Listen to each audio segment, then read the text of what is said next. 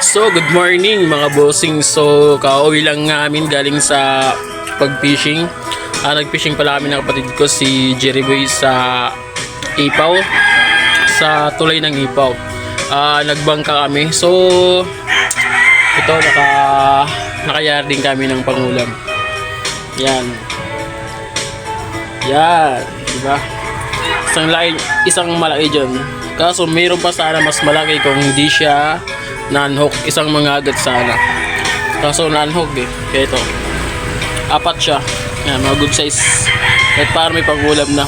Ligtas na yung pambili ng ulam, di ba? Pangsigang na naman to, mga bossing. yan.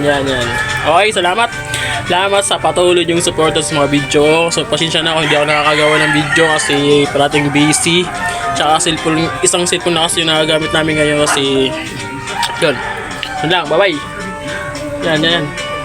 Thank you. Ayan mga bossing, magsisigang po tayo ngayon ng grouper or lapu-lapo or tawagin sa amin na itingag. Yan lang po yung ricados niya, sinigang, tsaka luya, tsaka sibuyas, kamates. Yan. 1 hour later. Oh guys, yung huli natin kanina, ito na po siya. Sinigang natin yan. Yan. Sinigang. Diba?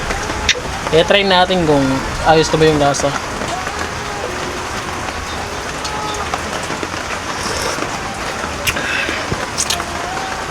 Ayos na rin. Lagyan ko pala ng ceiling green. Yan, diba?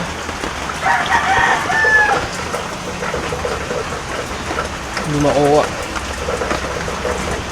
Yan o. Diba? Okay, mamaya na lang.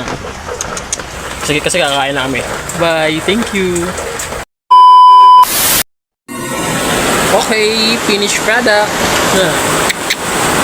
Libre na ulam. Yan, sinigang na grouper. Yan o. Okay.